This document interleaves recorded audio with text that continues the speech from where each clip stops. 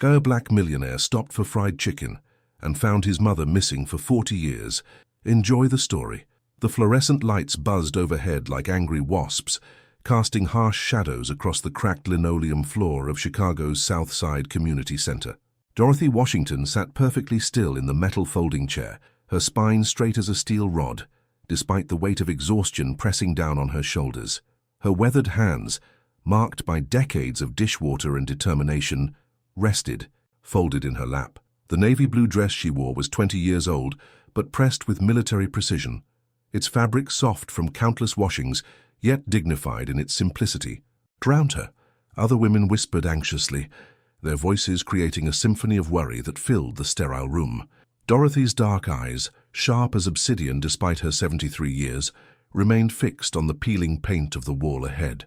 She had been waiting for 3 hours to speak with someone about her missing grandson.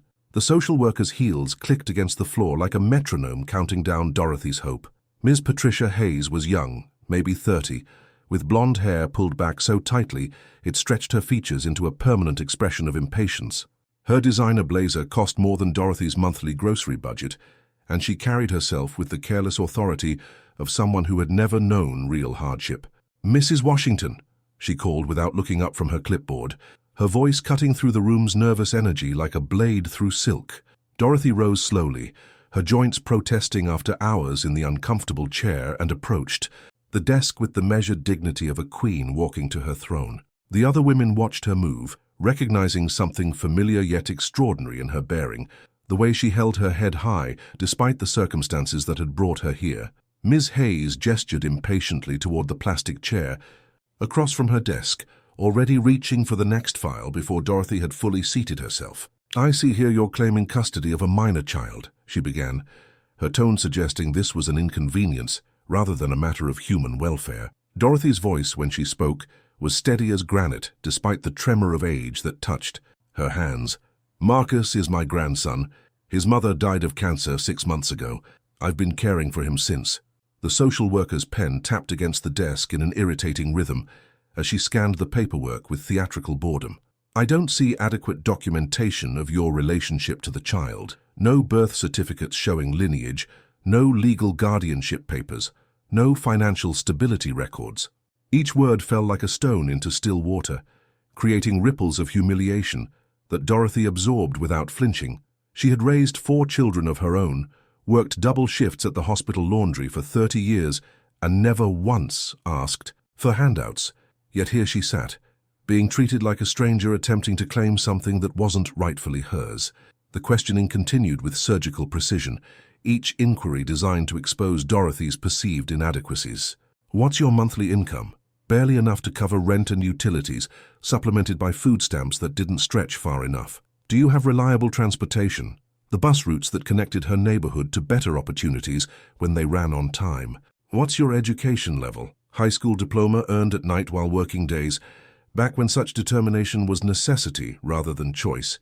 Ms. Hayes made notes with increasing skepticism, her expression growing more dismissive with each response. Dorothy watched the woman's face change, saw the moment when she was mentally categorized and filed away as another burden on an overburdened system. The fluorescent light overhead flickered intermittently, casting strange shadows that seemed to dance across the social worker's features, making her appear almost ghoulish in her detachment. Dorothy's heart began to pound, not with fear, but with a growing anger that she kept carefully contained behind years of practiced composure. But something was building in the silence between questions, something that would soon change everything. The afternoon sun slanted through the grimy windows as Dorothy returned home to find her small apartment echoing with emptiness. Marcus's school backpack sat abandoned by the door where he had dropped it yesterday morning, trusting that his grandmother would be there when he returned. His math homework lay unfinished on the kitchen table, the pencil still bearing the marks of his teeth where he chewed it while thinking through problems.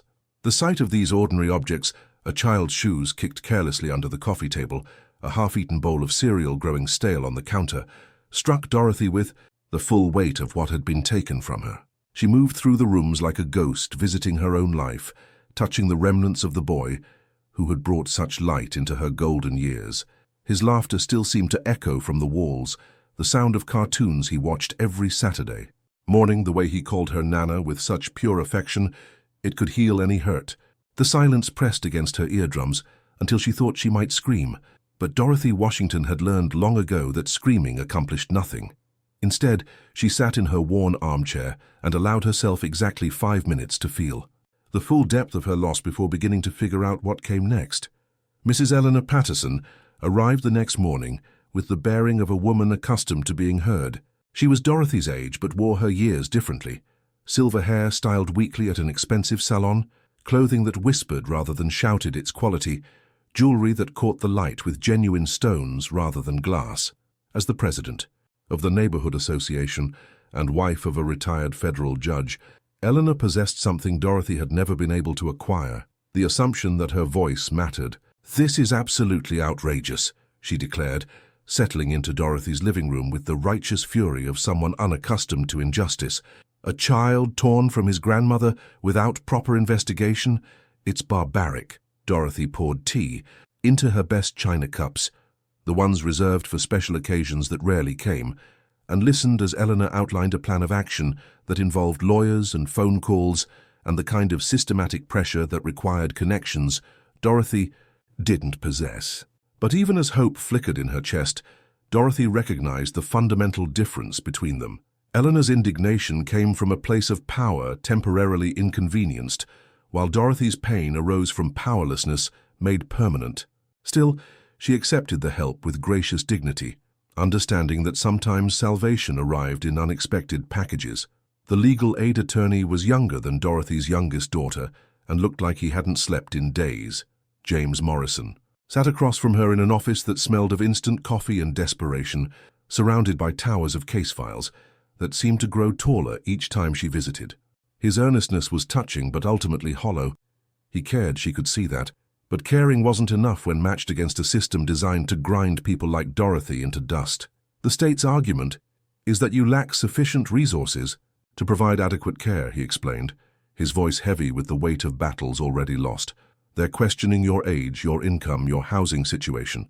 Dorothy listened to him recite the litany of her supposed inadequacies with the same composure she had maintained throughout her life's hardships. She had buried a husband, raised children alone, survived cancer, and watched her own daughter waste away from the same disease. Yet somehow, in the eyes of the state, these experiences qualified her only as insufficient. James shuffled through papers with increasing agitation, searching for some legal precedent that might crack the case open, but Dorothy could read the defeat in his shoulders before he voiced it. The system had spoken, and it spoke in a language that didn't recognize love as currency. The courtroom felt like a cathedral built to worship bureaucracy rather than justice. Dorothy sat in the gallery behind James, watching him present her case to a judge who appeared to be reading from a script written long before they entered the room. The state's attorney, a sharp-faced woman in an expensive suit, painted a picture of Dorothy as a well-meaning but inadequate guardian whose poverty made her dangerous to the child's welfare. She spoke of resources and stability and opportunities, using Marcus as a theoretical construct rather than a real boy who missed his grandmother's bedtime stories. Dorothy wanted to stand up and shout that love couldn't be measured in tax returns, that wisdom didn't require a college degree, that the boy needed her in ways that couldn't be quantified in case reports.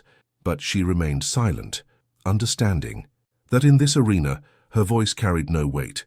The judge's gavel fell with the finality of a closing door, and Dorothy watched her grandson disappear into a system that promised everything except the one thing he needed most: to come home. As she walked down the courthouse steps, she felt something inside her chest crack open, not break but transform into something harder and more determined than before.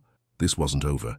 Have you ever watched someone you love disappear into a system that treats them like a case number rather than a human being? Share your thoughts in the comments. The foster home sat in a neighborhood where lawns were manicured, and worry was a luxury rather than a survival skill. Dorothy stood across the street, partially hidden behind an oak tree, whose autumn leaves provided perfect camouflage for an old woman learning to become invisible. She watched Marcus emerge from the large colonial house each morning, his small shoulders carrying a weight that hadn't been there before. His new family seemed kind enough. The foster mother walked him to the corner with gentle efficiency. The father occasionally tossed a football in the backyard. But Dorothy could see what they couldn't: The way Marcus's eyes searched the street as if looking for something lost, the careful politeness that replaced his natural exuberance, the way he held himself apart even when surrounded by care. She came every morning for 2 weeks, arriving before sunrise and leaving only when she was certain he was safely inside the school building. The other grandmothers in her neighborhood called it obsession, but Dorothy knew it was love taking the only form left available to her. On the 14th morning, Marcus looked directly at her hiding place, and their eyes met across the distance that law and bureaucracy had placed between them. He raised his hand in the smallest wave imaginable, and Dorothy's heart both soared and shattered in the same instant. The revelation came not as a lightning bolt, but as a quiet conversation over Sunday dinner. Eleanor Patterson mentioned it almost casually while passing the mashed potatoes, her voice carrying the weight of information that changed everything. "You know, dear, I was talking to Judge Patterson about your situation," she said, referring to her husband, with the casual intimacy of 50 years together. "He mentioned something interesting about the social worker handling Marcus's case." Dorothy's fork paused halfway to her mouth as Eleanor continued. "Apparently, Ms. Hayes has been under investigation by the state board for some time now, something about inappropriate placement procedures and financial irregularities." Eleanor's voice dropped to a conspiratorial whisper. "It seems she's been steering children toward certain foster agencies that pay unusually generous finder's fees. The whole thing is about to explode into a major scandal." Dorothy set down her fork and stared at Eleanor, understanding dawning, like sunrise after the longest night. The system hadn't failed Marcus through incompetence or even prejudice. It had deliberately targeted him for profit. The knowledge burned in her chest like acid, but beneath the anger, something else began to grow.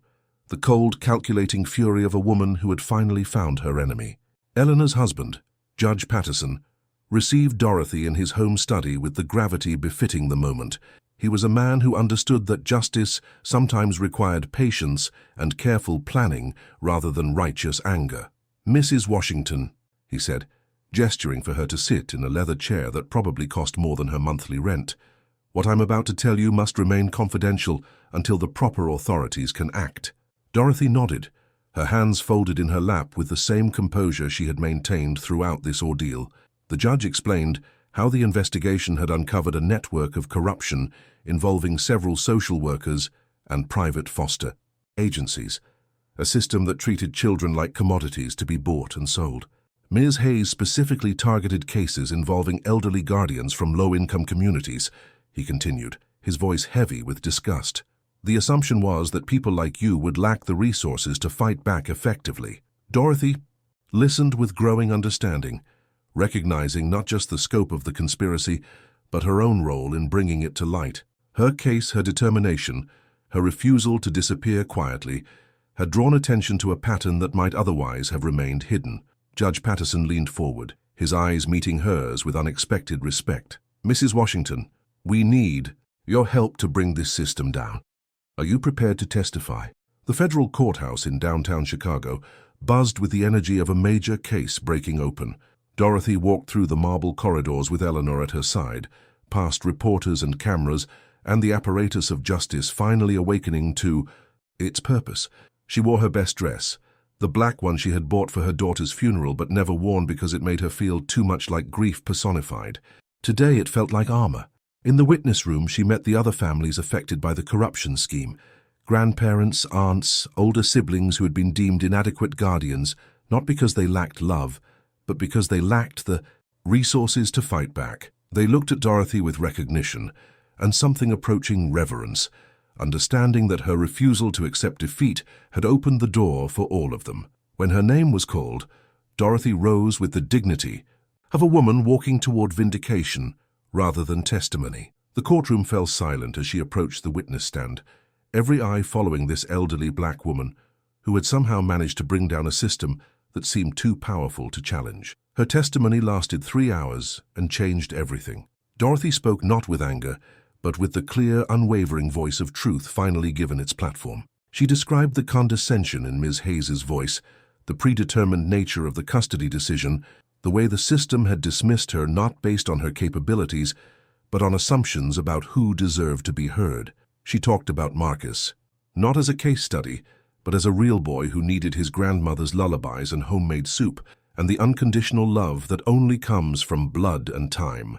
When the defense attorney tried to rattle her with aggressive questioning, Dorothy simply looked at him, with the patience of someone who had endured far worse, and said, "Son, I've been facing down people who underestimate me for 73 years. You're going to have to do better than that." The courtroom erupted in surprised laughter, and in that moment, everyone present understood they were witnessing something extraordinary. A woman reclaiming not just her grandson, but her own power. The prosecution rested its case that afternoon, and even the skeptical reporters in the gallery began writing stories about the grandmother who had exposed a conspiracy by simply refusing to go away. Dorothy and Marcus were reunited on a Tuesday afternoon in October, when the leaves were turning gold and the air carried the promise of winter's approach. She waited in the same community center where this journey had begun, but everything felt different now. The fluorescent lights seemed warmer, the metal chairs less harsh. The very walls appeared to hold their breath in anticipation. When the door opened and Marcus ran toward her, his face bright with joy and relief, Dorothy felt the missing piece of her heart slide back into place. He was taller than she remembered, his face thinner, but his eyes still held the same love that had sustained her through the darkest months. "Nana," he whispered against her shoulder as she held him close, and the word contained all the forgiveness and hope that love requires.